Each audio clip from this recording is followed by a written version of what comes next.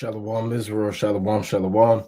Brother Nakwam, watchman for Israel, coming back at you with these precepts and another cold cut, giving, of course, our honor and our glory to Yahweh. By Shema Mashiach, Malaki Bashai, double honors to the elect elders of the house of David that's been in this truth for decades and decades, patiently waiting for the second coming for Mashiach, Malaki Bashai.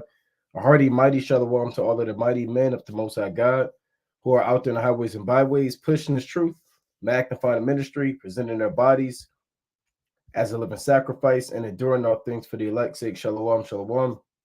Shalom to all of the men that may not be out there on the highways and byways as of yet, but they're working on it. They're getting built up in the spirit. They're praying. They're fasting. They're studying.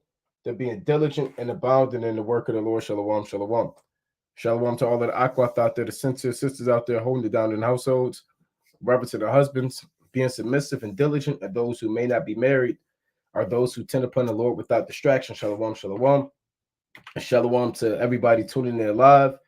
Kyoko Banyamyan, Nigel Blends, HBK Ent, T Sellers, Teramiah, Bani Yasha'Allah, the Don Israel, Tribe of Judah, Travis, Yasha'Allah 12 Yakad, and everybody else tuning in and that will tune in, Lord willing.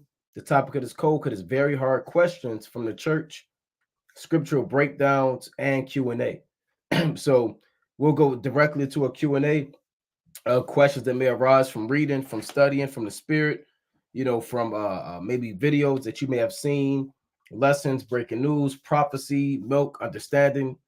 And there's also questions I want to get from the church as well through the spirit and power of Yahweh Bashim Yahushua. All right, so let's dive straight into it.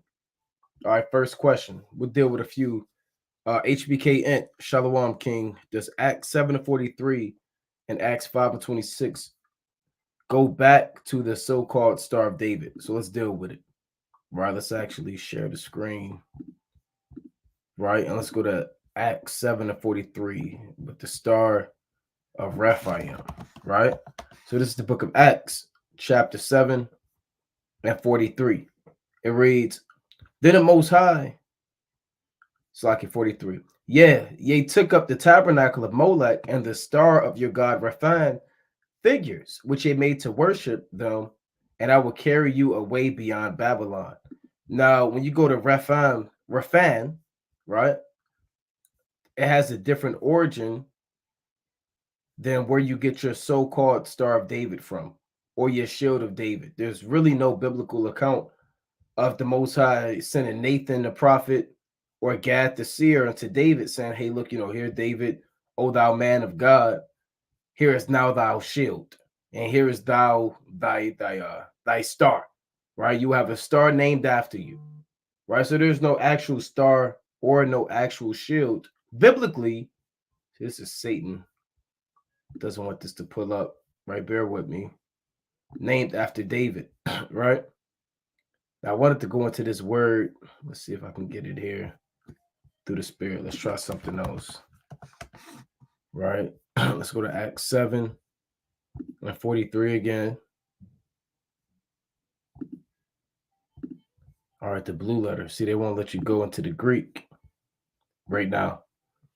So what I'll do is I'll come back to this question because I do want to bring that up through the spirit. So I'll come back to that one just so I can go into the Greek and deal with that. All right. Hopefully this blue letter loads up. Shalom King. Does John 11:48 have anything to do with what happened in 70 AD? Right. So like, yeah. Let's go to John chapter 11:48. So hopefully this Acts. I don't have to go into the Greek too much or into the Hebrew, right? And I could just deal with it through the spirit. So this is John chapter, I just have to read it like this. John 11:48. If we let him thus alone, I'll start at 47, right? This is after Lazarus was raised from the dead. Then gathered the chief priests and the Pharisees a council and said, "What do we? For this man doeth many miracles," right? So they said, what are we going to do about this man, Yahushua? Right? A lot of people are believing in him. A lot of people are gathering unto him. A lot of people, they're not coming to us anymore. A lot of people aren't submitting to the traditions of men. What are we going to do? Right? He's taking the minds of the people. Right? The whole world really believe, when I say the world, a lot of Jews believed in Yahushua, contrary to popular belief, right? Otherwise, the Pharisees wouldn't say, "What do we? For this man doeth many miracles," right? Real quick precept on that. When you go to Matthew the 4th chapter, right? This is Matthew chapter 4 and verse 24.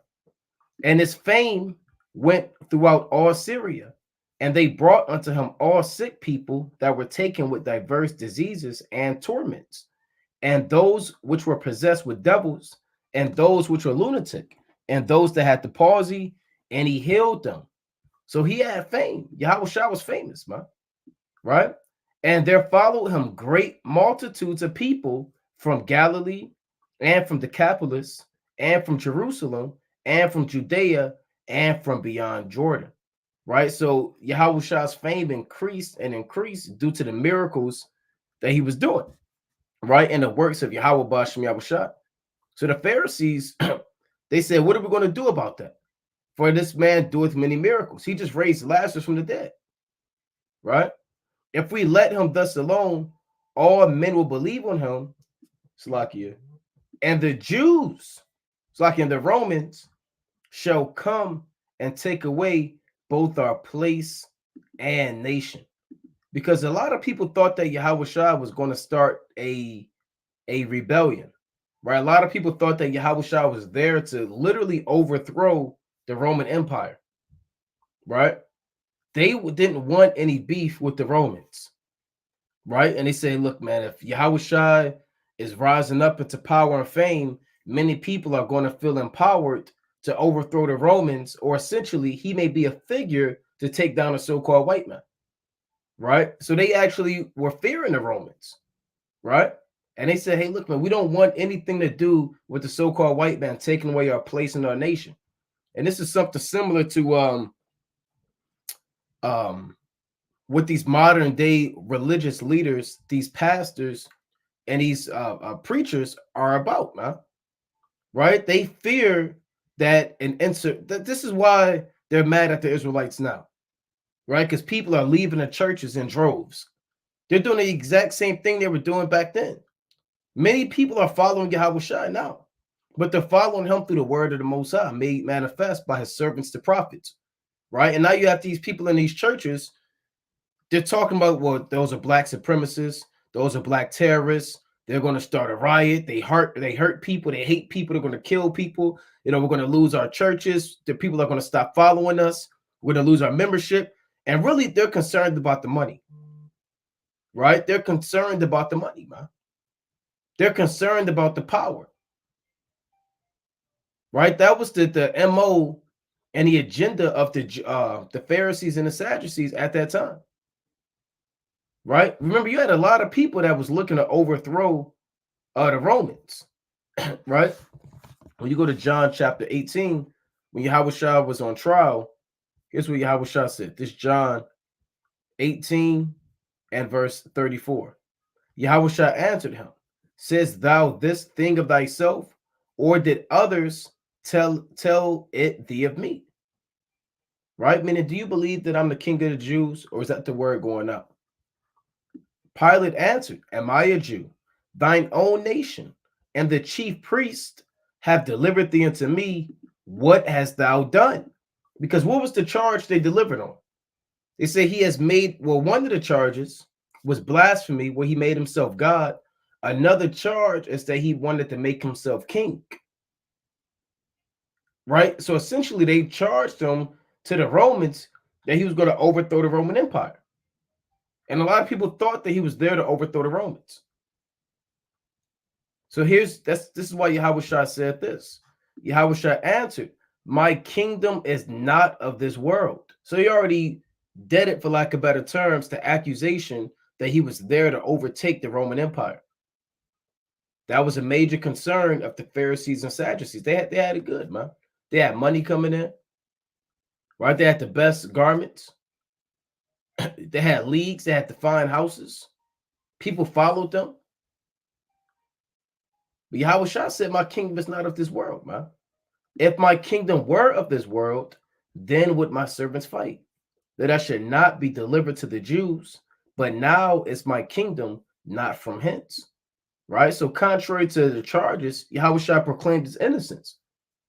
He said, if I was to take down your empire, I'd do it right now. We'd be fighting. We wouldn't be talking. We'd be fighting. And I'd be killing you, man. That's essentially what he's saying, right?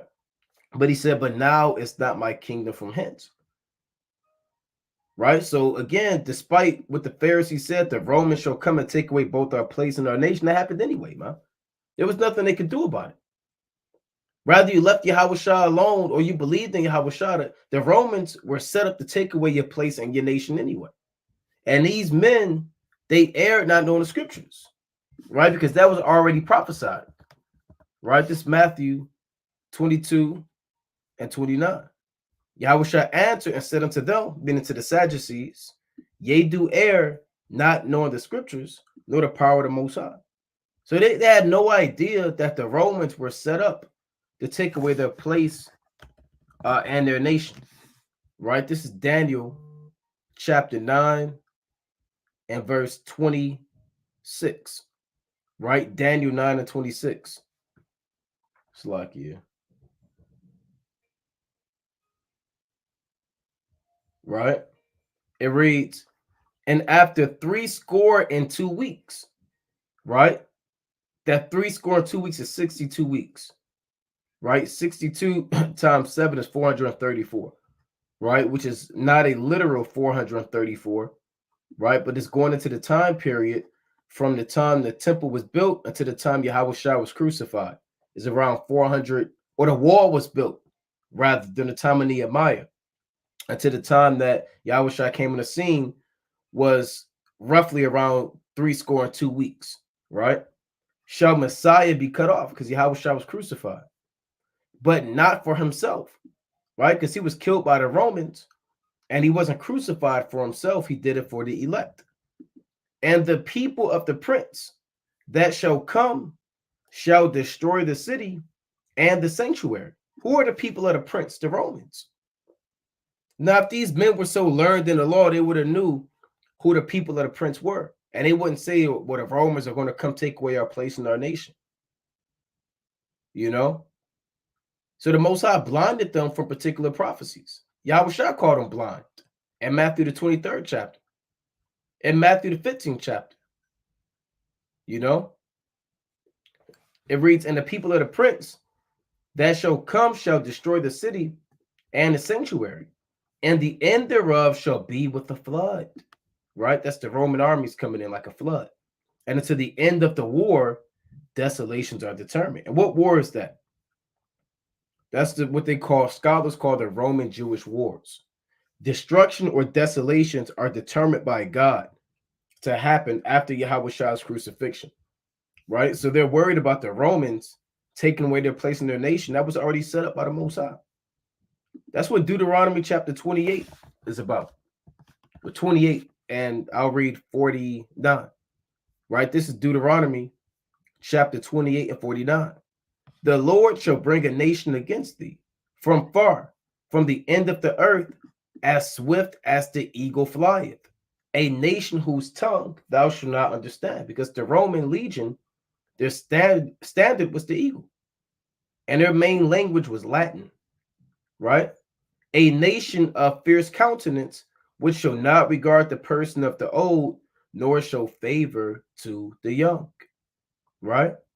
And he shall eat the fruit of thy cattle and the fruit of thy land until thou be destroyed, which also shall not leave thee either corn, wine, or oil, or the increase of thy kind, or flocks of thy sheep, until he have destroyed thee. Here's the point.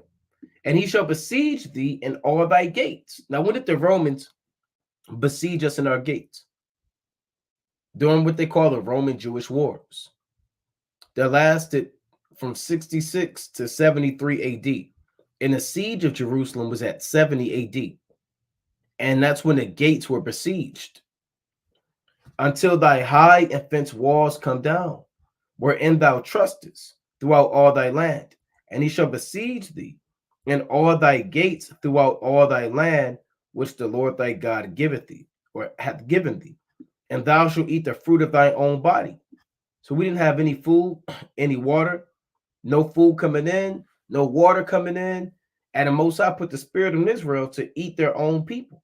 Literally, your children, the flesh of thy sons, and of thy daughters, which Yahweh thy God hath given thee, in the siege and in the straitness wherewith thine enemies shall distress thee.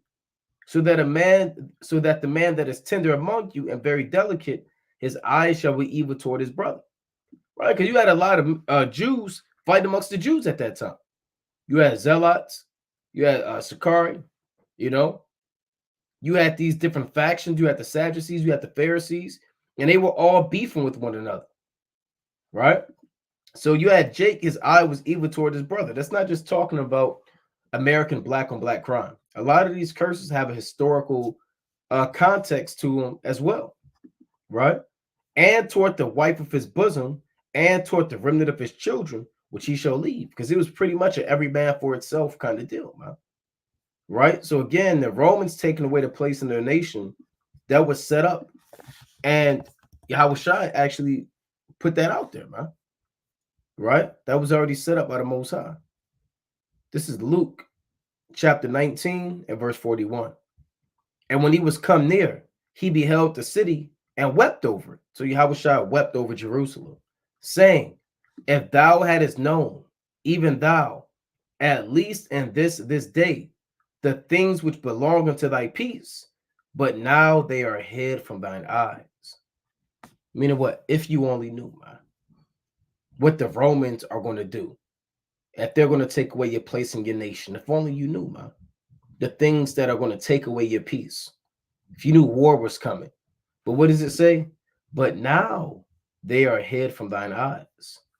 For the days shall come upon thee that thine enemies shall cast a trench about thee and compass thee round and keep thee in on every side. Because Yahushua is quoting what we just read, or he's making reference to rather, what we just read in Deuteronomy 28 about your enemy besieging your gates. He's saying the same thing,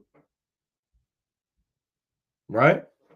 And shall lay thee even with the ground, and thy children within thee, right? We read that in Deuteronomy 28, and they shall not leave in thee one stone upon another, because thou knewest not the time of thy visitation, right? So Yahushua prophesied of the Romans taking away their place and their nation. Let's get one more in that. This is St. Luke chapter 23 and verse, I start at 29. Actually, I'll start at 27. And there followed him a great company of people and of women, which also bewailed and lamented him, right? Because you have people following Yahushua on his way to the cross. But Yahushua turning unto them said, daughters of Jerusalem, weep not for me, but weep for yourselves and for your children. For behold, the days are coming, in the which they shall say, blessed are the barren, and the wombs that never bear, and the paps which never gave suck. Because in 70 AD, again, it was eating their own children, man. You know, babies were being murdered and killed and eaten. So Yahushua said, in those days, man, people are going to say, blessed is that woman who doesn't have to deal with that. Even that thought of having to eat her own children. And really, on another level, this is going into the end of the world and a time of Jacob's trouble, right? Because that same spirit is coming back on the earth when the Romans are coming. And these modern day Pharisees, these modern day Sadducees, these modern day Jakes, like your TD Jakes, your Al Sharptons, these world leaders, the Boule, brown paper bag society, illuministic celebrities and rappers, they're going to lose their place in their nation too, man. And they're thinking that too, because a lot of brothers, when you come out that world, you hurt their money, man. Album sales, because you don't listen to that worldly niggatry anymore. Movies and certain things that you spent your money on, holidays and festivities and concerts, and a lot of worldly things you abstain from now. Because you believe in Yahushua, and the people are hurt by that, bro. That was the same thing with the Pharisees. So that entire spirit is back on the earth right now. So Yahushua is actually talking about 70 AD, but in the spirit, he's talking about the end of the world, right? And he's going to go, and that's going to happen in the fifth seal. Then he's going to jump to the sixth seal. Then shall they begin to say to the mountains, fall on us, and to the hills, cover us, man. Right? Because on one level, you had Jews hiding in the caves and in the mountains, like in the time of Second Maccabees, where they kept the Sabbath in the cave secretly. But then on the parabolic level, you're going to have people after the time of Jacob's trouble during the sixth seal hiding in these underground military bunkers and these different deep underground military bases with in the mountains, right? Saying hide us and cover us, right? Like it tells you in Revelation, right? Let's get this in Revelation, the 6th chapter, right? This is Revelation chapter 6 and verse 16. And said to the mountains and rocks, fall on us and hide us from the face of him that sitteth on the throne and from the wrath of the Lamb. For the great day of his wrath is come, and who shall be able to stand? So Yahushua is talking about on one level, the mountains and the rocks of Jake hiding and Eve hiding in the time of massive murder and affliction. On another level is going into the time of World War III. Here's the point. For if they do these things in a green tree, what shall be done in the dry? Right? So if they're able to crucify me, harm you, enslave you while I'm alive and healthy and doing a ministry, what's going to happen to you when I'm not here? Right? So we're going to be in the spirit of the dry tree. Right now, or back then, they were under the green tree. Right now, we're going to be under the dry tree. Right? And these things, and there's actually a Roman coin that shows the Jews being defeated under the green tree, the palm tree, right? Let's pull this up. Judah, right? We pulled this up before. So we get that coin, right? Which was a token of the victory that the Romans had over the Jews. See that? So they defeated Israel under the green tree. Now, the green tree, again, is Yahushua on a deeper level, but they actually made a physical memory of the Jews being defeated, right? The daughters of Jerusalem, right? So Yahushua, again, he spoke of many things. And the Pharisees and the Sadducees who are worried about their place in their nation being taken away, there are many prophecies that already explicitly said that those things were going to happen. And out of envy and out of pride, it's another reason why they did say those things, right? So let's let's move on. How many days must you separate yourself from others after touching a dead body? And what must I do with my clothes? All right, let's deal with it. Right? So the law of dealing with the dead is found, right, primarily in Numbers, the 19th chapter. You had a few other places here and there, right? Deuteronomy 21 and other chapters, but Deuteronomy 23 and 21, Numbers 19. There's a lot of chapters or a few chapters here and there that deal with the dead, right? So this is Numbers chapter 19, and let me jump down. Let's start at, I want to get straight to the point. All right. Let's start at 10. We'll start at 11. Numbers 19 and 11. He that toucheth the dead body of any man shall be unclean 7 days. So if you touch the dead body, rather you went to a funeral, and you put the rose on them, and your finger touched the body, or however, God forbid, you have to deal with a dead body, right? You're unclean 7 days. Ceremonially, you are unclean 7 days. He shall purify himself with it on the third day, right? The thing you purify yourself with is the ashes of the heifer. All right. Now, when you're unclean, you're supposed to wash your clothes, right? It tells you that when you read up. Now, we don't have this water right now. You don't have the ashes of a heifer, right? So we rehearse the righteous acts, right? And you still keep the law of being unclean regarding your clothes, right? So this number is 19 to 10. Let me jump up very quickly. And he that gathereth the ashes of the heifer shall wash his clothes and be unclean unto the even.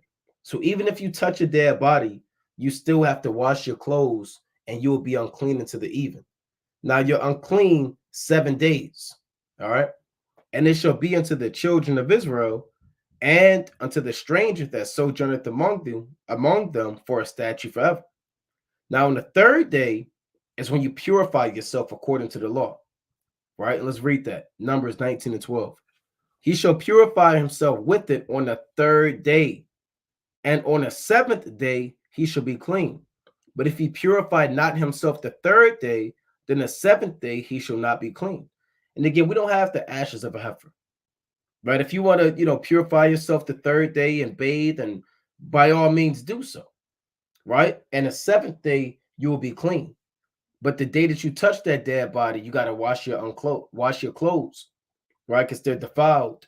And then those clothes will be clean when the sun go down ceremonially. And then you will also be clean after the 7th or on the 7th day, right? But if you don't purify yourself the 3rd day, then you're not clean. Numbers 19 to 13. Whosoever toucheth the dead body of any man that is dead and purifieth not himself, defileth the tabernacle of Yahweh. And that soul shall be cut off from Israel, because the water of separation was not sprinkled upon him. He shall be unclean. His uncleanness is yet upon him. Right? So again, we may not have the ashes of the heifer to make, the ceremonial practices perfect, but you should still, in a spirit of rehearsing the righteous acts and being made in the image of Yahweh Ba'ashmi Yahushua and your forefathers, purify yourself that 3rd day. All right. This is the law when a man dieth in the tent. All that come into the tent and all that is in the tent shall be unclean 7 days. So even if you go to a funeral and there's a dead body in there, you're unclean 7 days. Straight up. Right? It has to be some type of closed environment. All right. And every open vessel which hath no covering bound upon it is unclean. Yeah, like if you had people do food, they'll, I can't remember what they call it, repast, and they do funeral food. And Jake said, okay, well, the funeral food was on point. They do mac and cheese, greens. If it's open in that area where that dead body is, bro, this kind of another room, hey, that food is unclean, bro. Now you can say, well, hold on, well, chicken is not unclean, macaroni and cheese, greens. Hey, if you got that food and it's in an open vessel and it's out and it's a dead body right there, right, in the vicinity, in that tent or in that location, that food is unclean. And whosoever toucheth one that is slain with the sword in the open fields, or a dead body, or a bone of any man, or a grave, shall be unclean 7 days. So back in the ancient world, they would go to war. David, Joab, Abishai, right, and many other righteous men would go to war. And anybody that they killed, they were unclean, man. So warriors were always unclean. The men of the Lord, but they have to purify themselves. Right? So if you touch the bone of a man, you have people that have Salakia, my thought escaped me, where they burn the body, right? I can't think of it. Cremate. See that? Salakia. When they cremate the body and they got the ashes in the urn, that's not according to the Most High. What did the Most High say? Take a body, burn it, take the remains of it, put it in the urn, and put it on your mantle next to white Jesus, Barack Obama, JFK, and your uncle in the middle, or your cousin in the military, man. Right? And the cross. Where's that at?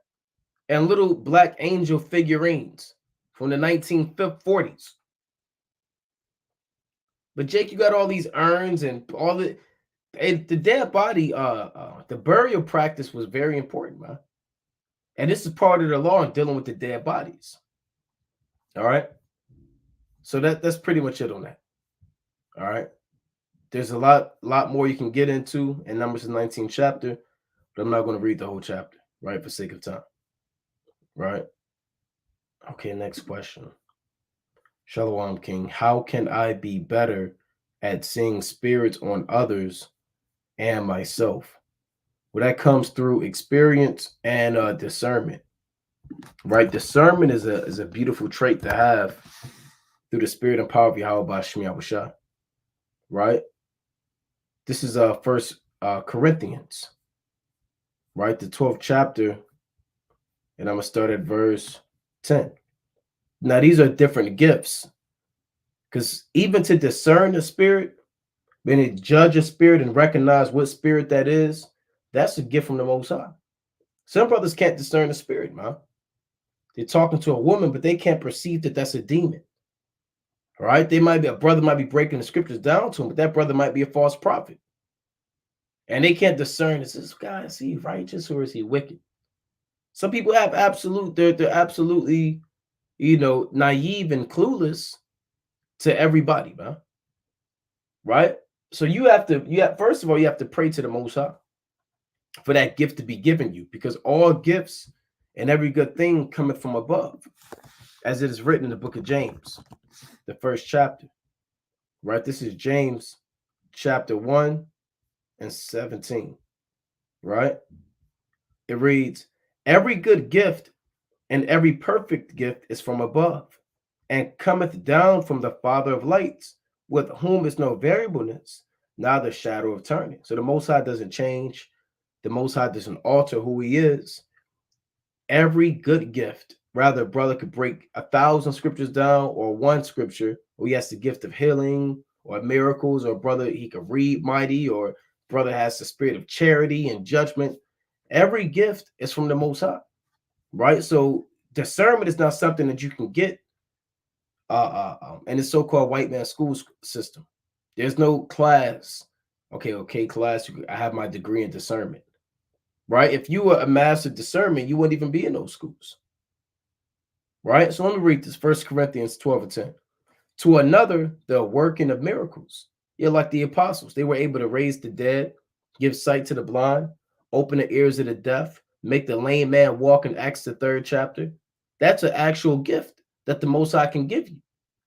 To another, prophecy. Then you might be a brother that could prophesy. You might even have dreams and visions of things to come, and then they happen, right? You might be able to prophesy by going into the prophecies, right, and expounding upon them with clarity and sense. And another gift that says, to another, discerning of spirits. To another, diverse kinds of tongues. You have brothers that can speak Hebrew, Latin, Greek, Spanish, French. To another, interpretation of tongues, right? So they can interpret various languages and communicate them to make the people believe in the Most High, right? Now, when you're dealing with discerning of spirits, let's go to 1 John, the 4th chapter. So first of all, you pray to the Most High for it to be given to you, right? But a lot of this is going to come, it's like it can be through, it's like it. On the 1 John 4. All right. 1 John 4:1. Beloved, believe not every spirit, but try the spirits, whether they are of God, because many false prophets are going out into the world. So you have to try the spirits, man. Right? To be able to discern the spirit, you have to see what that spirit's intentions are. Right? Yeah, you might be talking to a woman, but if you try that spirit, you'll find out that it's nothing but a demon, an adulterous demon, a fornication demon, because you tried it. You put that spirit on trial. The word try means to test. Do you believe in the Most High? Right? Here's the law. Here's the commandment. Here's the statute. Are you going to keep that? What is that about?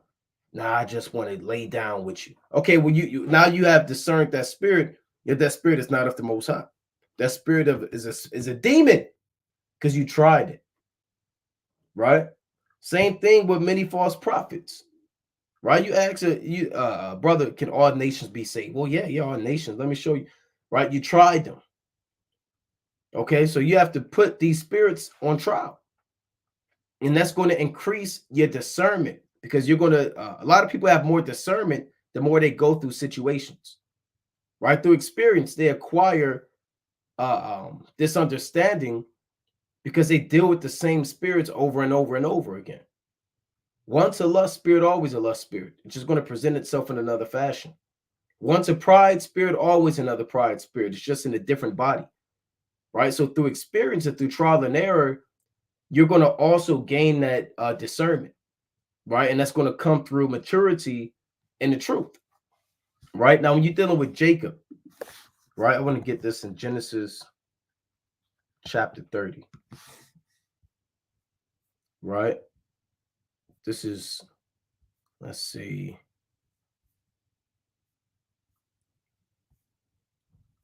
I may have to type this in for sake of time. Right now, this is regarding Jacob and Laban. All right, Salaki, bear with me. So I want to get this account. When Jacob perceived that Laban's countenance, right, was not the same as it was before, right? Salaki, bear with me. Right, I just want to pull this up for sake of time. In the book of Genesis, right? It's like chapter 31. That was chapter 30, right? Genesis chapter 31 and verse 1. And he heard the words of Laban's son, saying, Jacob hath taken away all that was our father's, and of that which our fathers hath he gotten all this glory.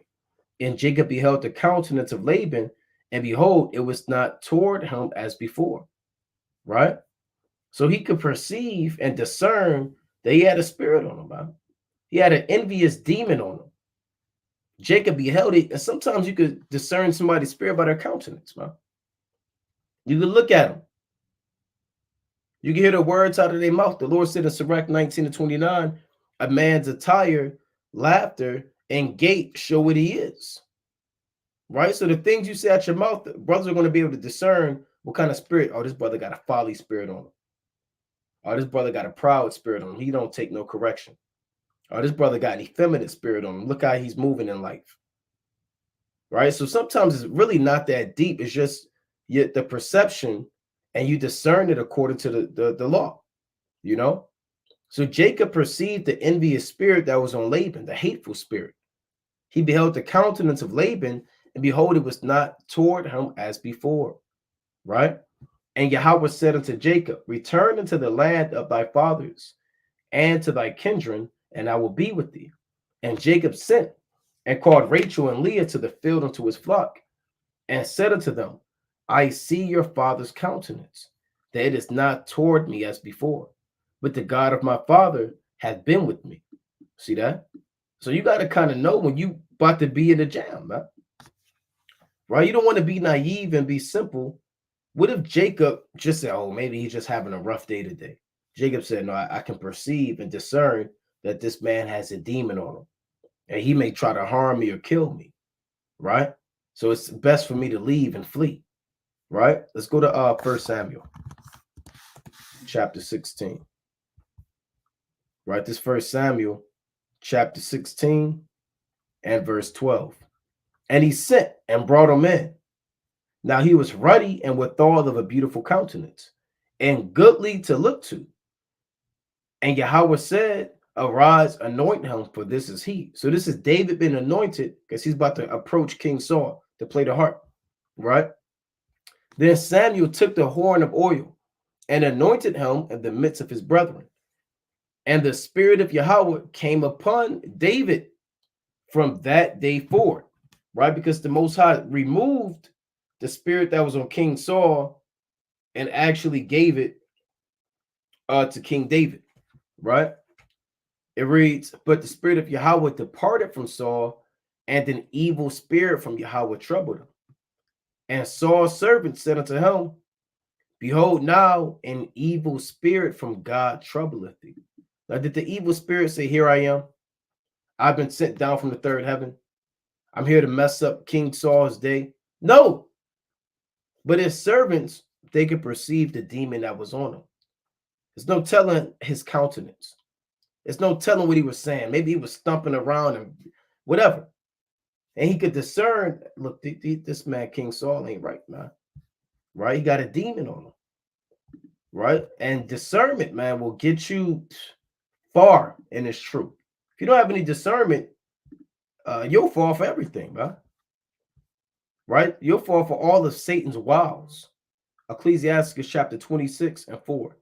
Whether a man be rich or poor, if he have a good heart towards Yahweh, he shall at all times rejoice with a cheerful countenance. So your countenance speaks a lot about what you're thinking in your mind, right? It speaks a lot about what you're thinking on your mind. People wear their expressions and their emotions on their sleeves. Emotions are spirits, right? Some people keep them reserved, and it's kind of hard to discern what kind of brother this is, right? But the Most High, that's what the Most High said, judge no thing before judge no man before you hear him speak. For the trial of every man is in his reasoning and in his talk, greatly paraphrasing. So you have to put things on trial essentially and pray for that gift, and you'll acquire it through experience. Okay, so let's move on. Tribe of Judah, Shalom. Are we going to be required to bury our brothers and sisters' bodies, whether it be the 1/3 or 2/3 during Jacob's trouble, World War III, like Toby did? That's a good question, right? Let's see what Toby did, right? First, let's go to Second Ezra's, right? Let's go to Second Ezra's, the second chapter, right? Then I want to go into Tobit, right? This is Second Ezra's chapter, let's see, 2 and verse, let's see, Salaki, I want to get this. So Yahweh Shai, or Yahweh Bashmel Shai, actually prophesied of this, right? He actually prophesied, right? Bear with me. This is what I want. Salaki. So this Second Ezra's chapter 2 and verse 20. Do right to the widow, judge the fatherless, give to the poor, defend the orphan, clothe the naked, heal the broken and weak, heal the broken and the weak, laugh not a lame man to scorn, defend the maimed, let the blind man come into the sight of thy clearness, keep the old and young within thy walls. Wheresoever thou findest the dead, take them and bury them, and I will give thee the first place in my resurrection. Right? It says, wheresoever thou findest the dead, take them and bury them, and I will give them the first place in my resurrection. So on a carnal level, you're not really going to know, oh, that's a 1/3, he's dead right there. Okay, well, that's a 2/3 right there. You're not going to know. Right? You're not going to know. He's not going to wake up and say, I'm the 1/3. And then you say, okay, cool. Give one. It's going to be a lot of dead bodies, man. Right? The Lord said the dead shall be cast out as dung. Right? The Lord said in Second Ezra's, they're going to be utterly destroying those that fear the Lord. Right? So it's going to be hard to discern, okay, is this man the elect, and he was a martyr, or is this just a wicked man? Right? They got caught up in the mix. Now, this Second Ezra, chapter 16 and verse 70. For there shall be in every place and in the next cities a great insurrection upon those that fear the Lord. And they kind of already, essentially, the Most High put the spirit in a lot of these cities to be a little bit more militant. You got right now in New York, right? New York City subway, right? You have the National Guard actually down there armed up, right? Literally down there armed up, ready, waiting for something to happen. So a lot of these states and cities are becoming a lot more militant, right? And they're pretty much programming you. This is how the country is going to be, man. Right? It's going to go back to that police state, that militant state, that ancient Roman draconian law state. So you have that New York City, I believe she's the mayor, Hochul, if I'm pronouncing that correctly, to deploy National Guard and state police to combat New York City subway crime, right? So they sent the National Guard out there, man, because things are getting out of hand, right? Things are getting out of hand. And they're doing the same thing in New York with the Bowser laws, right? So things are really being shown that signs or martial law is on its way. And the so-called white man, he's going to keep stirring up this black Hebrew Israelite thing to the point where it's going to become clear as day that we are so-called what they call us, black supremacists, a hate group, and all of these derogatory, wicked terms that we never call ourselves, but that's going to be the image given to the public through propaganda and sorcery, right? So you're going to have those dead bodies, man, right? 2nd Ezra 16 and verse 70. For there shall be in every place and in the next cities a great insurrection upon those that fear Yahweh. They shall be like mad men, sparing none, but still spoiling and destroying those that fear the Lord. You see that? So you're going to have men just utterly annihilating the saints, man. And that would be an honorable thing if the Most High put it on your spirit and you have the time to bury the dead, right? Because they're really going to be coming after those that fear the Lord. Pursuant to Revelation 12 and 17. Not saying you're not going to have other dead bodies out there, but you're not going to know who's the 1/3 and the 2/3. Right? A lot of these other jakes, they're going to be in the FEMA camps, right? They're going to be in these prisons, looking for food, and they're going to be part of this system, huh? Trying to survive in this system. And it's martial law type of setting, but the main enemies that they're going to be after are those in his truth. All right, Revelation chapter 12 and verse 17. And the dragon was wroth with the woman and went to make war with the remnant of her seed, which keep the commandments of the Most High and have the testimony of Yahweh Shah HaMashiach. The dragon is the Roman Empire. Your modern day Roman Empire is the American military, sending their National Guard to a subway, right? Enforcing laws in DC saying that even if we think you're suspected of a crime, we could beat you up and arrest you, right? Paraphrasing. So they're going to make war with the saints and those that keep the commandments. They're not making war with Little Joe and Rel and Mans and Pookie. They don't pose a threat. They're just sheeple ready for the slaughter. Whereas those who are turning people back to the Most High, you pose a threat, right? Let's go to the book of Tobit. Let's see what was going on in Tobit. Because Tobit had a very, very, very honorable, righteous spirit, right? Actually, I want Tobit 1, right? This is Tobit chapter 1 and verse 16. And in the time of Anamesar, I gave many alms to my brethren and gave my bread to the hungry. So Tobit was very big on alms, as we all should be, right? And my clothes to the naked, right? And this was literal. He was literally doing this, man. And if I saw any of my nation dead or cast about the walls of Nineveh, I buried him. And if the king Sennacherib had slain any when he was come and fled from Judea, I buried them privately. For in his wrath, he killed many. And that's how Esau is going to be. And his wrath, he's going to kill many Israelites, man. But Tobit, being the honorable, righteous, dignified man that he was, said, look, I know this, and it was really a capital, worthy of capital punishment and a crime, a federal offense, if you can understand, to bury these bodies, and Esau may put that back out there. And we see you burying the bodies of those who we kill, because they may have to take them and they want to damn eat them, pop them, defile them, chop the head off, burn them, and you taking their bodies, man. They may want to use those bodies and take the organs out, run experiments on the Israelites and put them under the damn machine to see what makes them so powerful, put them under the damn CAT scan and X-ray, and they got their doctors with a pen in the pad looking for the Holy Spirit. So they might want these bodies, man. You know, you never know how these damn demons are, right?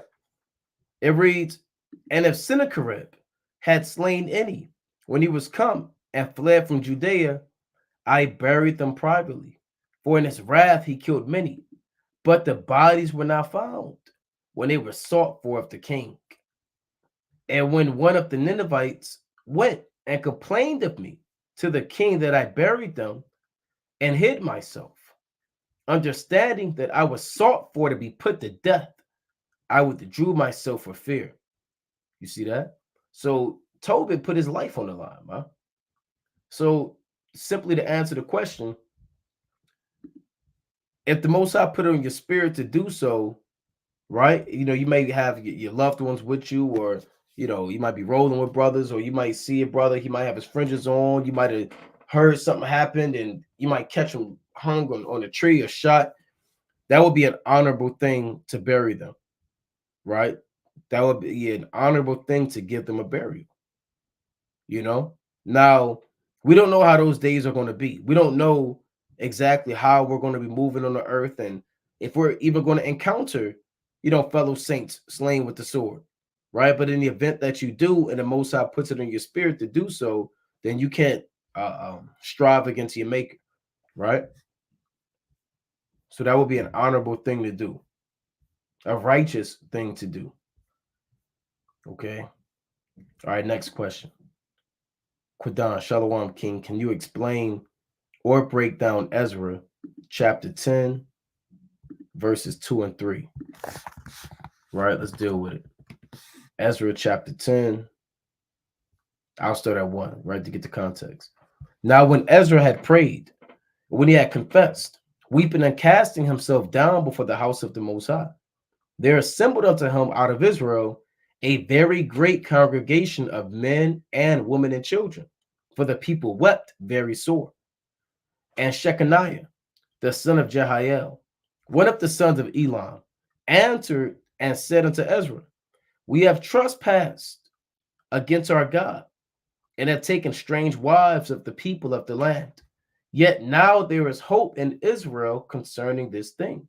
Right? Because you had the Israelites going to hell off, man. Right? When you read first Ezra, the 8th chapter, they were dealing with Egyptians, Edomites, right? They were going and dealing with these women of these other nations, right? Coming right out of captivity, man. Right? First Ezra chapter 8 and 69.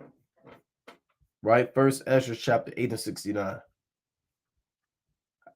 The nation of Israel, the princes, the priests, and the Levites have not put away from them the strange people of the land, nor the pollutions of the Gentiles, meaning their gods, their foods, right, their idols, to wit, of the Canaanites, Hittites, Perizzites, Jebusites, and the Moabites, Egyptians, and Edomites. Same thing today, Jake, you with Moab, Edom, right? Ham, for both they and their sons have married their daughters, and the holy seed is mixed with the strange people of the land. And from the beginning of this matter, the rulers and the great men have been partakers of this iniquity. And that was a big deal. Why was it such a big deal?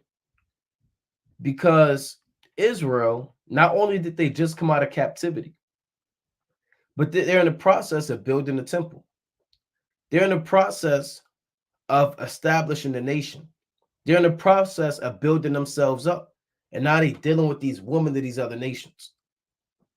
It wasn't expedient at that time. See, certain things may be lawful, but certain things may not be expedient. There are certain laws where you can actually deal with a woman of another nation. Read Deuteronomy. Well, we may get it, the 21st chapter, right? Numbers, the 31st chapter. Moses, Boaz, right? Many other men. 1 Corinthians chapter 10, 23. right? All those men had wives of the other nations, right? All things are lawful for me, but all things are not expedient. All things are lawful for me, but all things edify not, right? So just because something you're allowed to do something doesn't mean it's expedient. If you do something that's lawful and it's out of season, it's folly and a shame and a sin unto you. It's not a sin to read the scriptures out loud, but it would be folly to do it while you're burying the dead and it's a mournful situation, right? Or you may have an elder man talking and you just open up the scriptures and start reading out loud. It's lawful, but it's not expedient. It's not wise. You're going to bring shame to yourself, man, and embarrass yourself if you don't have discernment and judgment. And that's how it was during the time of Ezra. You had the rulers that were supposed to set the example, the great men, and they were dealing with the pollutions of the Gentiles. So not only was they dealing with the nations, they were all up in their gods, man, their idols, their teraphim, their foods, you know. So they were completely going to hell off. And that's the main transgression right there, the pollution of the Gentiles, right? And the strange people of the land. All right, let's go to the book of Nehemiah. You know, when you read Nehemiah, Nehemiah said that these women had their children, or these men rather, not even learning the language of the Jews, man. You had absolute madness going on. Nehemiah 13 and 23.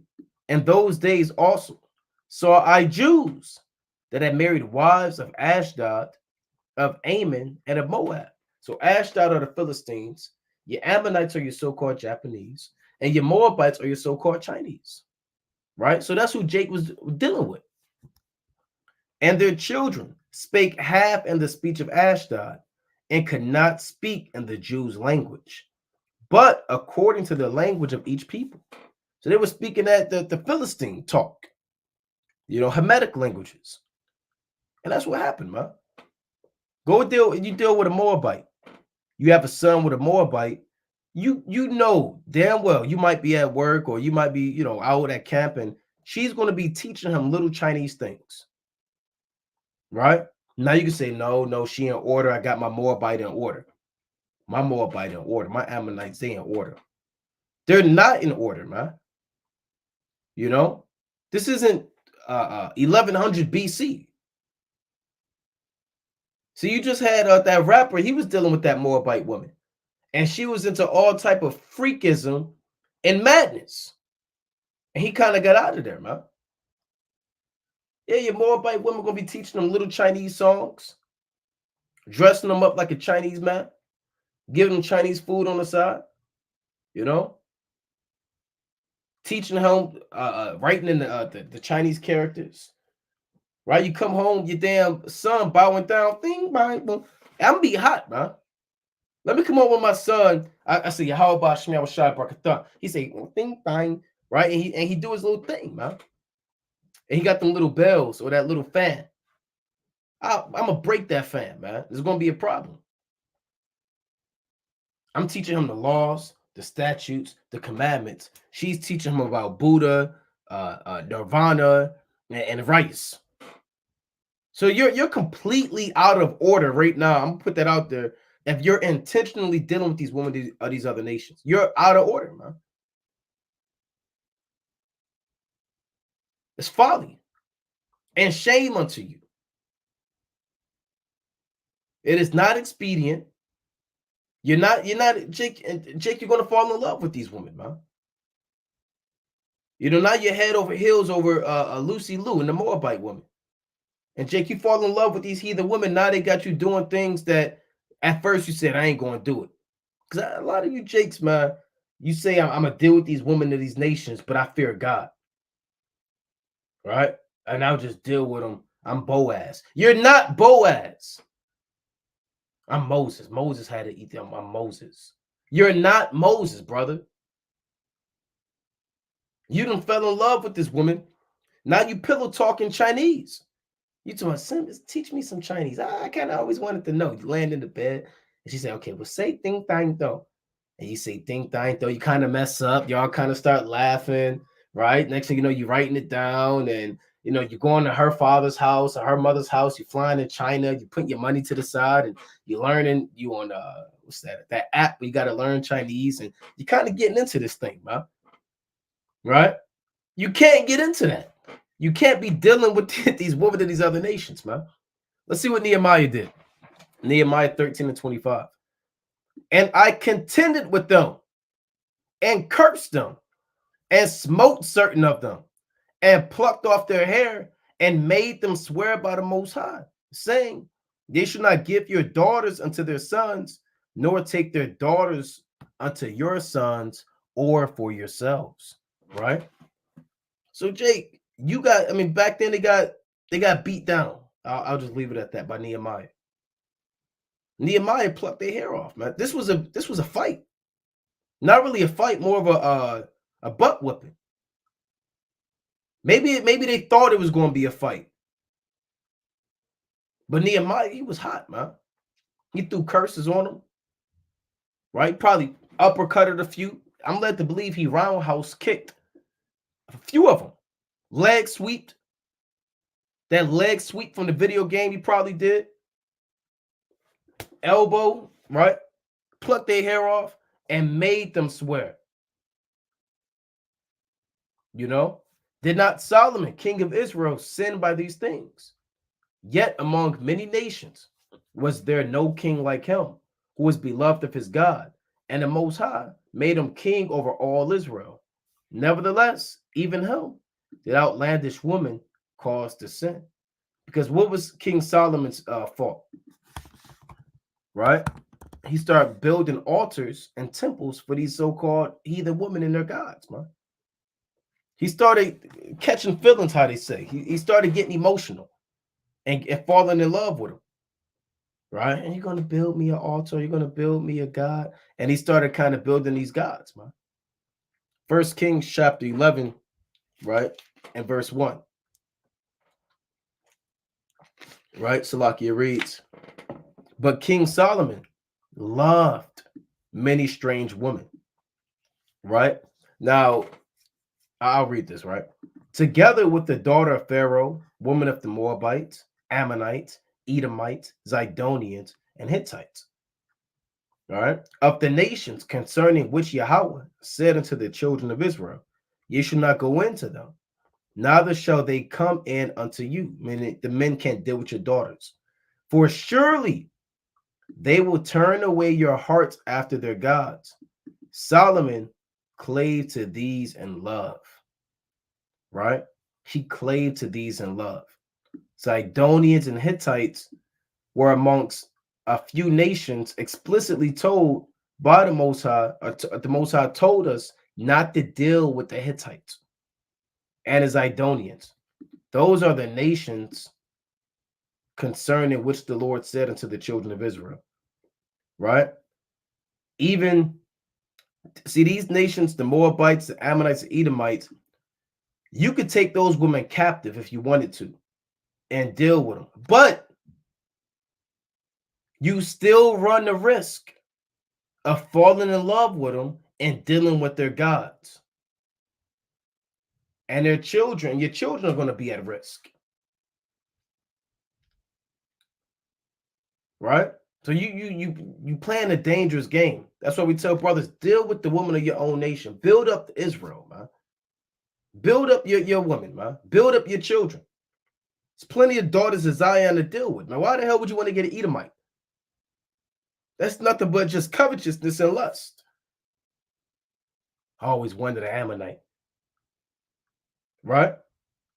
Let a brother tell me he always wanted an Ammonite. It's going to be a big problem, man. Right? So Solomon clave unto these in love. And he has 700 wives, princesses, and 300 concubines. And his wives turned away his heart.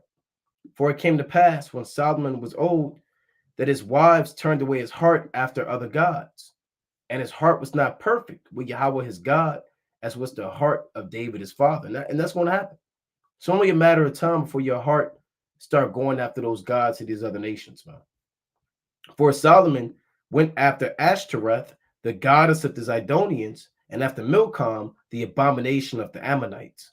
And Solomon did evil in the sight of the Lord, and went not fully after the Lord, as did David his father.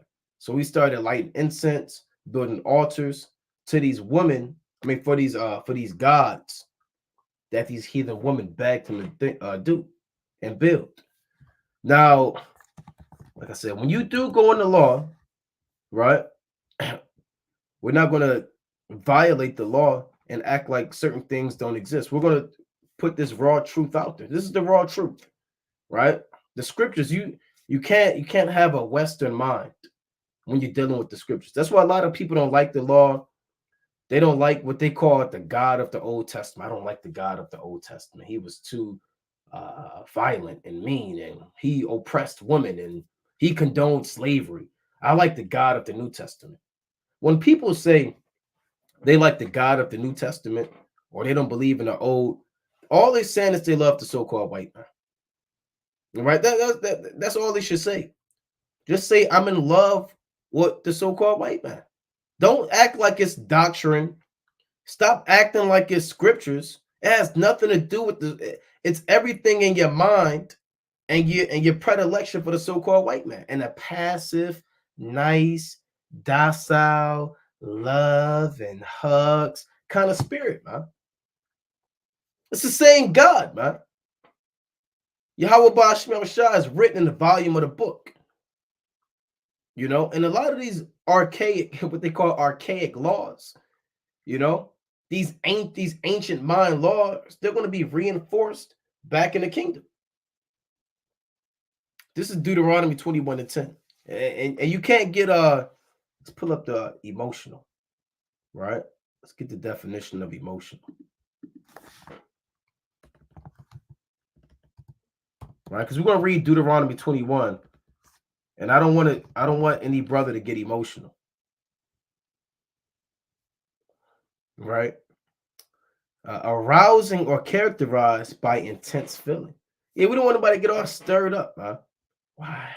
Wow, hot blooded, getting all hot and what do you say? Hot and heavy. You know, we read the scriptures, brother getting all hot, man. I don't like that. That's not what that's talking about. You know, getting all warm inside, man. Right? So let's read it. Right? We have to do that disclaimer, right? This is Deuteronomy 21:10.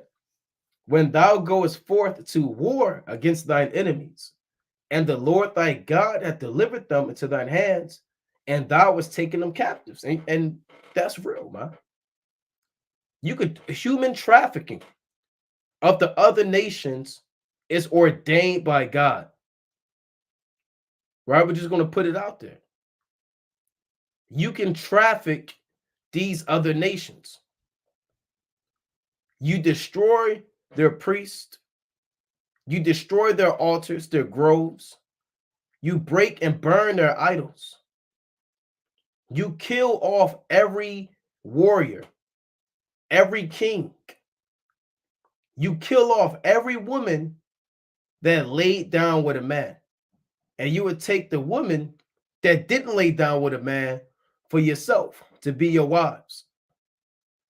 Now, some of the young boys, you can make them your slaves or you could kill them. Right? It depends on what you wanted to do. Right? And that was the laws of war. Right? Let's read on. So if you took them captive and seest among the captives a beautiful woman and has a desire unto her that thou wouldest have her to wife. So you might have went to war with the Midianites or the Cushites or whatever nation, the Philistines, whatever nation you went to war with. Right? You might have said, I'll take that woman right there. Now, a lot of people, they get emotional. Oh, why would God allow that? Give her rights. Give her liberty. Why do you have to take her captive?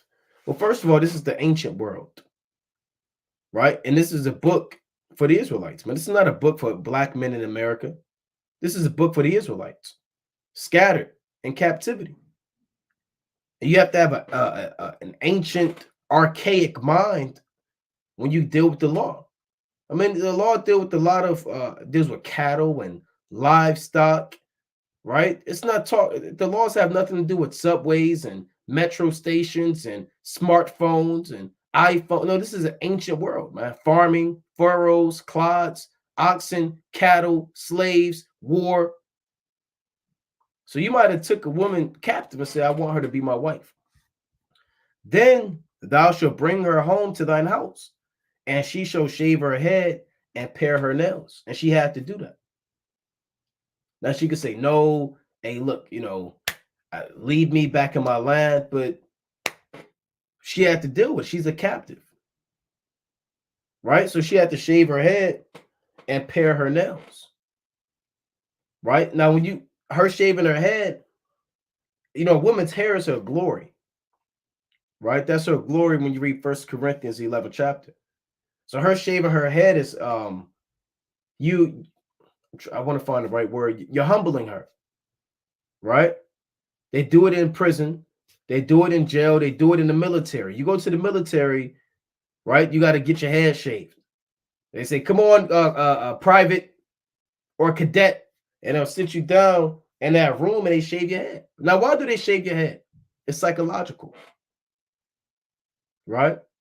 It's all in your mental. It's to humble you. It's showing that they have power over you, right? And people love their hair. They take care of their hair. They comb it. They braid it. They get into it. That's part of their glory. So when somebody can just remove that from you, it lets you know that, look, this person now has power over me. Same thing with a woman nails, man. What more does a woman love to get done with her hair more than her nails? So she has to pare her nails down and shave her head, right? And you have to bring her home to your house. And she shall put the raiment of her captivity from off her. And she shall remain in thine house and bewail her father and her mother a full month. And after that, thou shalt go in unto her and be her husband, and she shall be thy wife. So she might have had a garment that said Molech on it, or a garment that said, I love idolatry, right? Or whatever she had on, right? Could have been an idol or grove, whatever. A little dress, and she had to take it off, man. Right? And you had to you went in there, you checked on her, you threw her, here, put this on. You opened the door, here, put that on. Right? And she had to bewail her father and her 4 months. She has 30 days to mourn. Because you probably killed her father. She probably saw you kill her father in war. Her father was probably king or royalty, nobility, a priest. And he probably got slew by the sword. So you didn't that was her time to cope and deal with this situation. She got to get acclimated, and 30 days is in the judgment of the Most High. That's the perfect time. Now she can't say, okay, I need 60 more days, I need 50 more days. Now he could say, yeah, well, the law says 30 days, right? Now she can say, well, no, it's 60 days, right? And after that, thou shalt go in unto her and be her husband, and she shall be thy wife. So that's how it worked. Then you lay down with her, she becomes your wife. And it shall be, if thou have no delight in her. Because you might lay with her and you might say, well, this isn't what I thought it was going to be. Things aren't working out. I don't like that language, you speak, or certain heathen things that you do. This isn't it. Right? Because a man might not delight in her. Then thou shalt let her go whither she will, but thou shalt not sell her at all for money. Thou shalt not make merchandise of her, because thou hast humbled her. So you can't sell her off, right? You can't, because that's your wife, right? You humbled her, you laid down with her. So you can't sell her to another man to be his wife, because she was a captive. But you can't let her go. You can open that door wherever she's at, and you can you can give her food, Like Abraham. What did Abraham do with Hagar? Right? Then I want to get one more and move on. What did Abraham do with Hagar, man? Right? This is Genesis chapter 16. It's lucky, and I want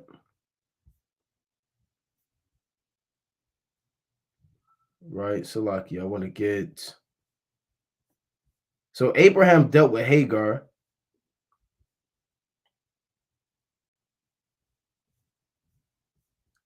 Maybe Genesis. Salaki, I may be in the wrong chapter. Right? Type this in for sake of time.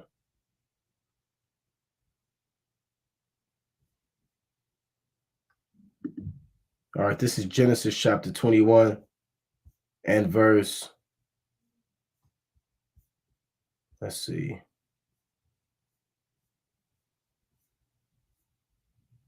Uh, 14. Slaki, this is what I want. And Abraham rose up early in the morning and took bread and a bottle of water and gave it unto Hagar, putting it on her shoulder and the child, and sent her away. And she departed and wandered in the wilderness of Beersheba. So Abraham kept that law.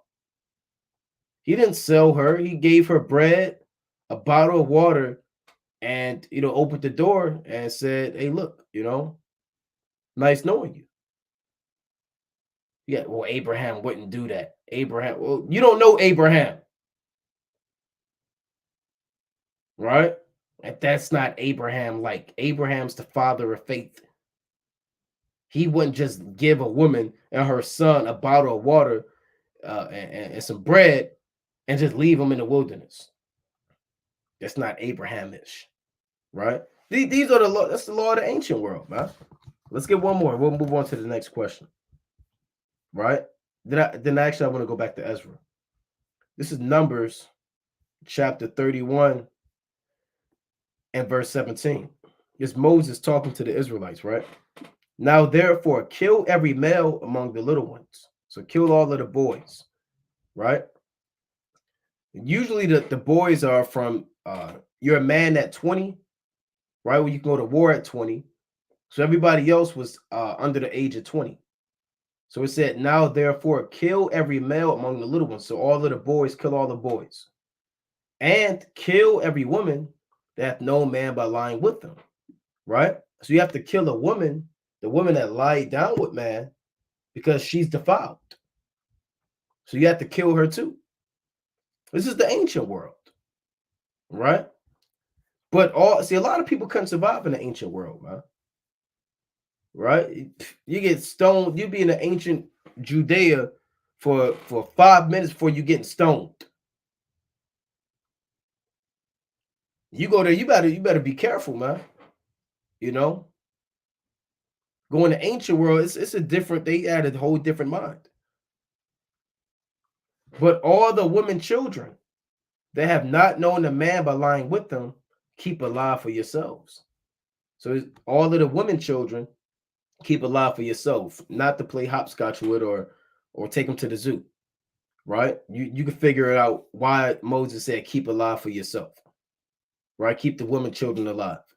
So there were certain instances where a man could have a heathen woman, and it was mainly due to war, right? Predominantly through war. Or if you were a king and you had prestige and royalty, you could buy these women. Men were buying women in the ancient world. Men bought their wives predominantly, and the father could actually sell his daughter too. So that was a way that a man could obtain a heathen woman, or he may have got it in a war. But in the time of Ezra, let's go back to Ezra. It was a different spirit that the Most High had them moving in, where their primary focus was doing the work. And that's the spirit that we in right now. We're in the spirit of Ezra and Nehemiah. We're in the spirit of solely focusing on building the walls and the temple, right? And building up our nation. So this is Ezra chapter 10 and verse 3. Now, therefore, actually, I'll start at verse 2. And Shechaniah, the son of Jehiel, one of the sons of Elon, answered and said unto Ezra, we have trespassed against our God and have taken strange wives of the people of the land. Yet now there is hope in Israel concerning this thing. So there's hope, right? So there's a solution. Now, therefore, let us make a covenant with our God to put away all the wives and such as are born of them, according to the counsel of my Lord and of those that tremble at the commandment of our God, and let it be done according to the law. So you have women that had children that they had to put away, right? Rather, they came in with these children from a previous relationship or a marriage, and these men were dealing with them. He had to put the wives away and the children. You couldn't be stepdad, right? Or I'm stepdad to the Moabite son, or I'm stepdad to the Ammonite son, or whatever the case may be. You have to put the woman away and the children away. All right, that's how it went down. So let's move on. So this Bible, I mean, this Bible is very ancient, man, and you gotta put your take your Western mentality off and put on that ancient garment and that ancient mind. Otherwise, you're gonna get offended and you might get emotional and you're gonna be completely overthrown. All right. So next question, Kalaya. How will we know when Isaiah 11:11 comes to pass for us West African Negroes who still don't know what tribe? Well, Isaiah 11:11 is going to happen when Yahushua returns, right? Let's go to Isaiah chapter 11 and verse 11. This is Isaiah chapter 11 and verse 11. And it shall come to pass, Salakia, that the Lord shall set his hand again the second time to recover the remnant of his people, which shall be left from Assyria and from Egypt and from Pathros and from Cush and from Elam and from Shinar and from Hamath and from the islands of the sea. And he shall set up his ensign for the nations and shall assemble the outcast of Israel and what? And gather together the dispersed of Judah from the four corners of the earth. Because every Judite may not be in Babylon the Great. You may have Judites in China, Judites in West Africa, right? Judites everywhere. And not just Judah, all of the tribes are scattered abroad. As is written in James chapter 1 and 1, right? To the 12 tribes scattered abroad, greeting. And we'll be gathered together by Yahushua, right? Let's go to Matthew 24. That's the prophecy, right? This St. Matthew chapter 24 and verse 31, right? And he shall send his angels with a great sound of a trumpet, and they shall gather together his elect from the four winds, from one end of heaven to the other. So that's when Yahushua is going to gather us from West Africa, East Africa, North Africa, Asia, every country where the elect are. The Lord says, shall not the least grain fall upon the earth. Right? Let's go to Amos 9. This is Amos chapter 9 and verse 11. Right? Actually, I want 9. It reads, for lo, I'm going to start at 8. Behold, the eyes of the Lord God are upon the sinful kingdom, and I will destroy it from off the face of the earth, saving that I will not utterly destroy the house of Jacob, said the Lord. Because the house of Jacob is everywhere, right? For lo, I will command, and I will sift the house of Israel among all nations, like as corn is sifted in a sieve, yet shall not the least grain fall upon the earth, right? So the elect are going to make it, man, right? The least grain is not going to fall upon the earth, right? And wheat and the tares, right? The wheat are going to be gathered together in the barns, right?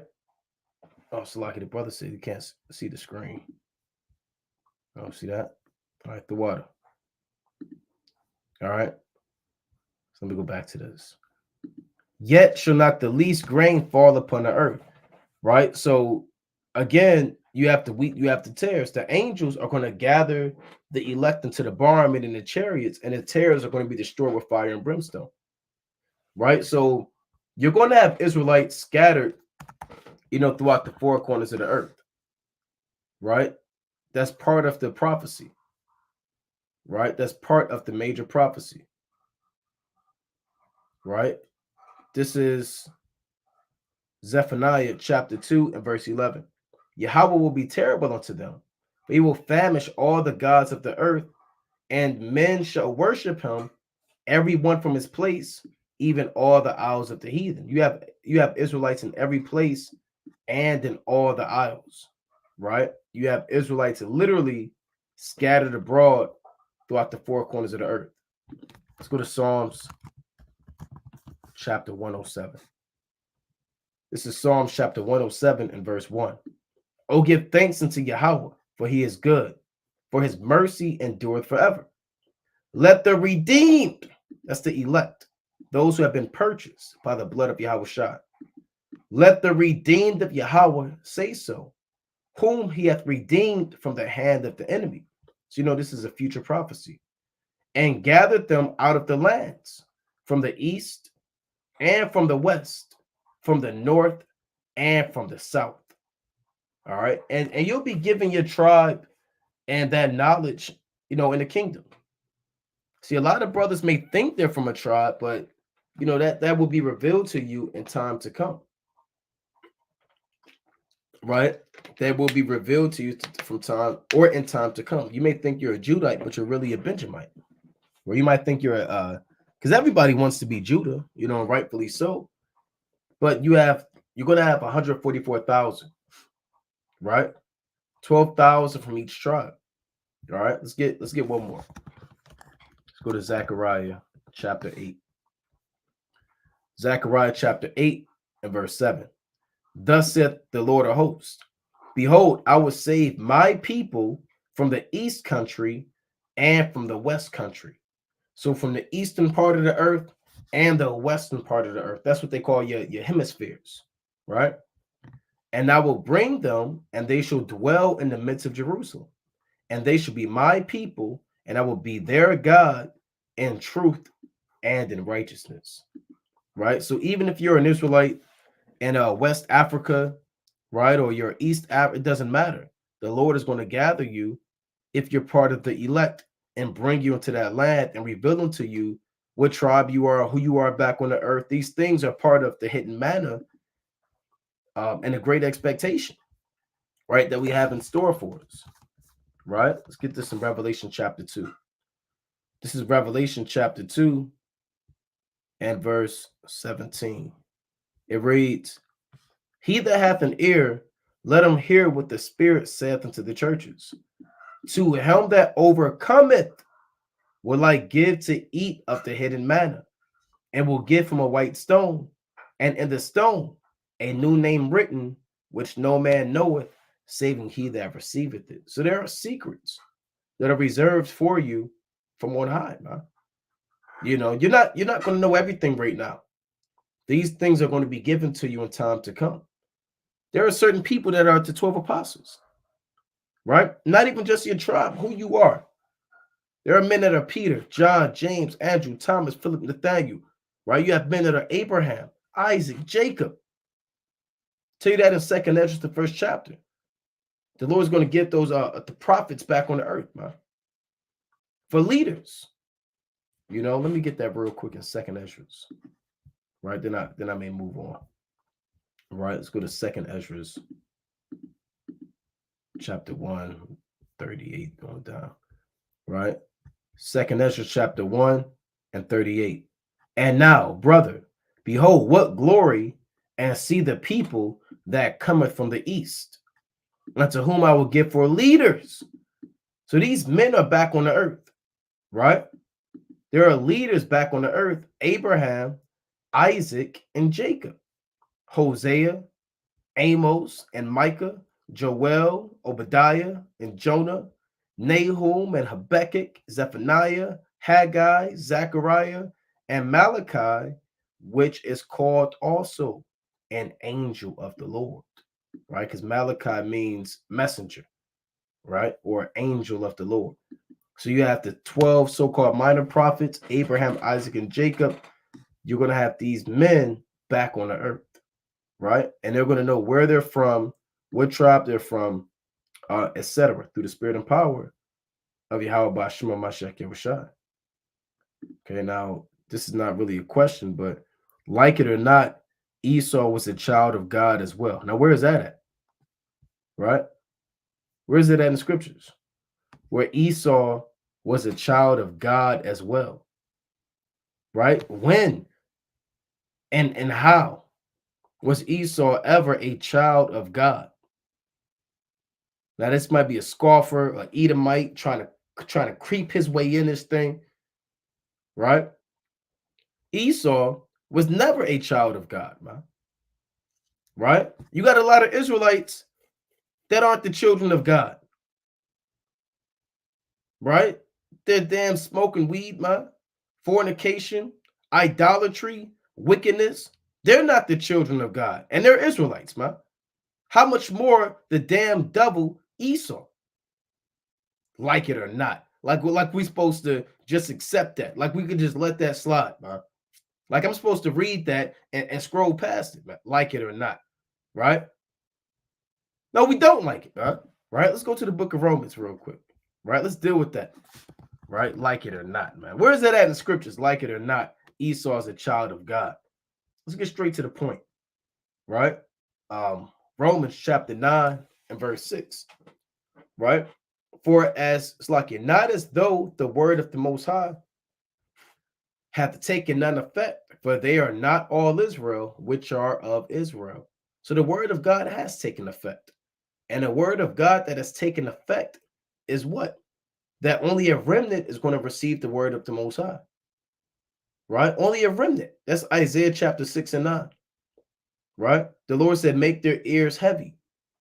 Make blind their eyes, lest they see with their eyes and hear with their ears and understand with their heart and be converted, and I shall heal them. That word has to take effect. And that's why all of Israel is not of Israel. Right? Neither because they are the seed of Abraham are they all children, but in Isaac shall thy seed be called. So just because you come out of Abraham's seed, like Esau, you had Abraham. Abraham had his 6 sons with Keturah. He had his son Isaac, and he had Ishmael. Isaac had his 2 sons. He had Jacob, and he had Esau. Right? And who got the blessing? Jacob got the blessing, man. Right? Let's go to 2nd Ezra, the 3rd chapter. Right? There's no account of Esau ever being a child of God. Right? He's came back on earth. He's set up to be the wicked. Right? 2nd Ezra, chapter 3 and verse 16. And unto him, meaning unto Abraham, thou gavest Isaac, and unto Isaac also thou gavest Jacob and Esau. As for Jacob, thou didst choose unto thee and put by Esau. Meaning put him on a back burner, not dealing with him. And so Jacob became a great multitude. That's that great multitude that no man can number in Revelation chapter 7 and 9. Well, you link that up with this because Jacob is the great multitude that no man can number. Esau, he was just put by, right? Put on a back burner, like a vessel fitted for destruction. Romans 9 and 7. Neither because they are the seed of Abraham are they all children, but in Isaac, right, shall thy seed be called. That is, they which are the children of the flesh, these are not the children of the Most High, but the children of the promise are counted for the seed. Right? Who are the children of the promise? The Israelites, man. Do that in Romans 9 and 4. Right? This Galatians chapter 4 and verse 5. To redeem them that were under the law, that we might receive the adoption of sons. Right? Who is under the law? The Israelites. And because ye are sons. So the only sons of God are those that were under the law. Right? Which are the Israelites. And because ye are sons, the Most High hath sent forth the Spirit of his Son into your hearts, crying, Abba, Father. Where's the account of Esau crying, Abba, Father? Right? It's not in there, man. right? So there's more we can get on that, but just want to deal with that. Like it or not, Esau's going to make it. Okay, next question. Kalaya. How can I navigate trying to serve the Most High to the best of my ability when I don't have my own house yet? So many wicked boundaries and regulations I'm under that stops me from keeping the law. Right? Well, that's essentially Slakia. Right? That's where grace comes in. You serve the Most High the best way you can, right? In your current situation. You know, there are many situations where you can't serve the Lord the way that you would like to serve the Lord, man. You know, there are many ways, man. Right? This is Genesis, and that's where faith comes in. You got people that live with their folks, and you can't do this and you can't do that, and we got a young man that come to camp. Word is out that his so-called mother banned him, man. You can't go back out there, you're banned. Right? I mean, so how is he supposed to come to camp and do the work of the Most High? So you have to figure, you have to assess your situation, serve the Most High, accept the grace of the Most High. Well, a lot of people, you put too much burdens on yourself, forgetting the grace and mercy of Yahweh Ba'ashem Yahushua. Right? Now, this is I want to get this account. This Genesis chapter 39 and verse 19. And it came to pass when his master heard the words of his wife, which he spake unto him, saying, after this manner did thy servant to me, that his wrath was kindled. Now, this is Joseph being falsely accused for adultery. And Joseph's master took him and put him into the prison, a place where the king's prisoners were bound, and he was there in prison.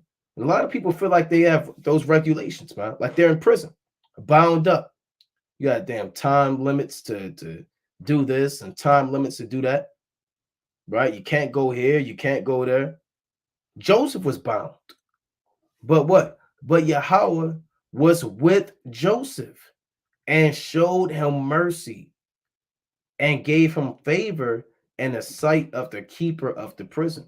So you have to remember the Lord is with you, right? The Lord beholds all things. He fills the heavens and the earth.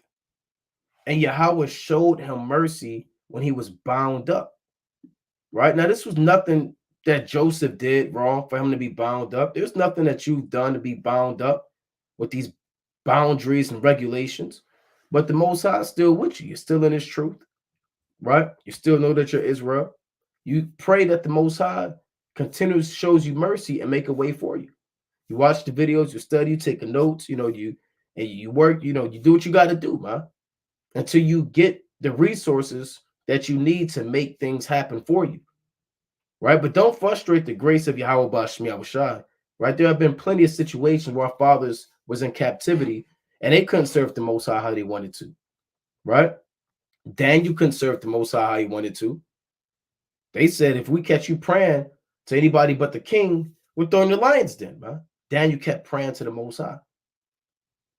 Hananiah, Azariah, Mishael, they couldn't serve the Lord like they wanted to. They was in captivity. They got thrown in the fiery furnace, but the Lord was with them, right? We are a people that are always in captivity. So don't think it not strange, like the scriptures say, concerning the fiery trial, which is to try you, as though some strange thing hath happened unto you, right? First Peter chapter 4 and 12. Beloved, think it not strange concerning the fiery trial, which is to try you, as though some strange thing happened unto you. And this is a fiery trial. Everybody has to go on trial when you come into this truth, right? Everybody has a particular lot that they have to deal with, man. Your trial is being bound up like Joseph, right? Like Hananiah, Azariah, Mishael. Other brothers, they have wives that don't believe in the truth. Other brothers, they don't have a house. They're poor. Some brothers, they have physical infirmities that never go away. Everybody got something they're dealing with, right? But this is to try you, to see if you're going to endure your current situation. Or are you going to you're going to flee when none pursueth you? Or are you going to be bold as a lion? See, a lot of people, when they bound up, some people kill themselves in prison, man. Some people start, when they in prison too long, they start getting into it. They the guy that sells cigarettes now. They take bets on the game. Right? Now they start getting into it. They playing cards, they got a gym. I mean, they joined the damn jail team. Right? Some people really start, they stop forgetting that they in prison, man, and they start conforming to the prison. That's how people are in the truth. You may have boundaries and regulations, but you got to hold it down, man. You can't conform and get weak, because that's your trial right there.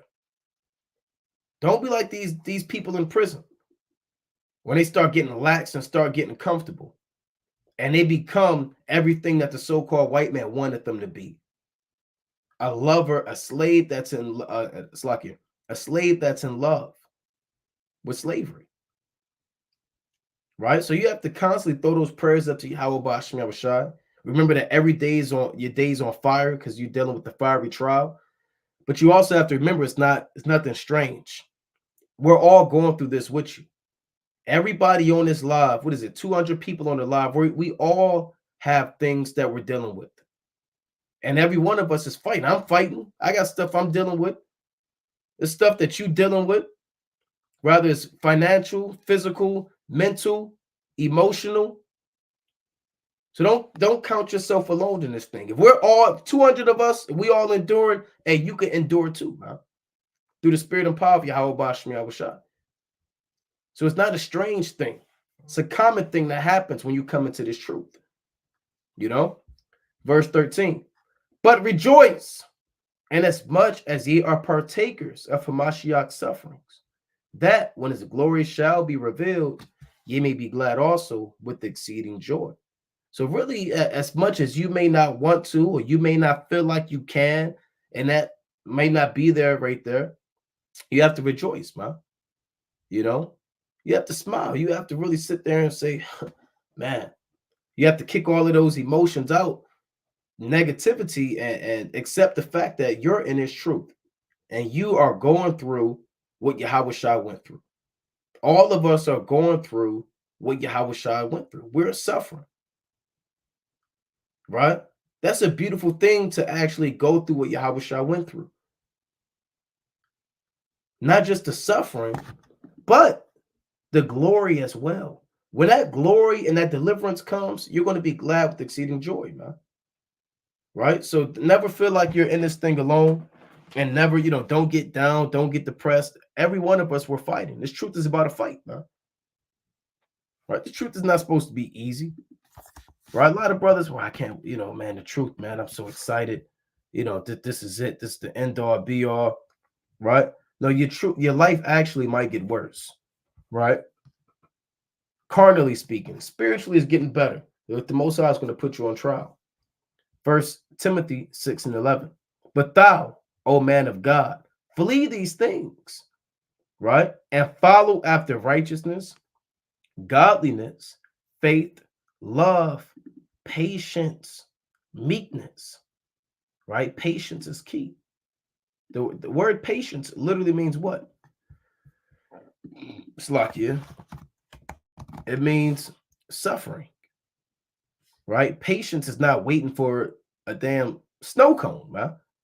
Or a pair of Jordans. I'm patient. I'm gonna be patient. I'm gonna get my Jordans. That's not patience, right? Patience, quality, or being willing to bear adversities.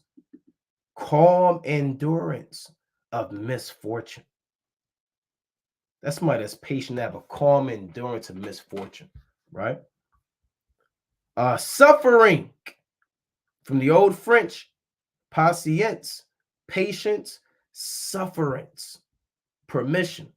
From the Latin, patientia, the quality of suffering or enduring. So that's what patience is really about. It's about endurance, right? It's not about you waiting in line for the next iPhone. It's not patience. That's covetousness and lust and sin. Patience, we're the only people that experience and exhibit patience. We're the only true sufferers. We're the only people on the earth that are being patient right now, man. Not the guy waiting for the car or the guy waiting for the promotion. The saints, the servants of the Most High, who are catching hell. Here's what I want. Fight the good fight of faith. Lay hold on eternal life, whereunto thou art also called, and hast professed a good profession before many witnesses. So you have to fight the good fight, because Satan, he gonna throw hooks, he gonna throw jabs, he gonna throw uppercuts, and he gonna slide to the left. He might go southpaw, and you got to be ready for this thing, man. All them spirits in your house gonna try to vex you. They might try to vex you right now, maybe right after this live, man. But you got to lay hold on this faith and fight the good fight through the spirit and power of Yahweh Bashima Mashak Yahushua. Right? But with that, I'm going to close up, giving, of course, our honor and our glory to Yahweh. Bashima Mashak Yahushua. I have to do a part 2. Lord willing, wasn't able to get to every question like I wanted to, but most high willing, you were edified. Save your question. We'll go live again, Lord willing, possibly later this week. Kwam Yashalom. Shalom.